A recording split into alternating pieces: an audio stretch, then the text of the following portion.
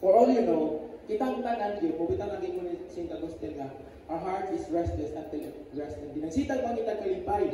Ang kasing-kasing sa tao, nagsigig ka rin pangitag kalipay. Kung dili na mahimong, dili na, kung iha matungkad, makabot ang kalipay nga hindi pangita.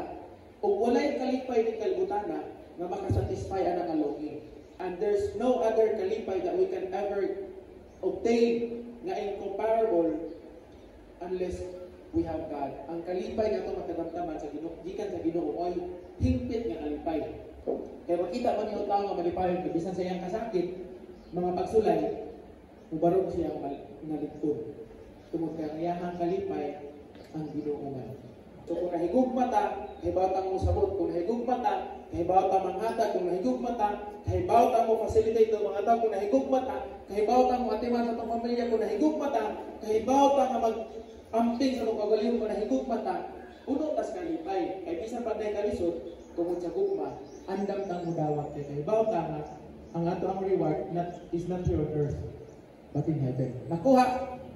So muna ang atong palawaman ang atong pagtuo, palawaman nato ang ato ang debosyon nato sa Ginoo o atong relasyon hingpit nga makonekta nato sa Ginoo.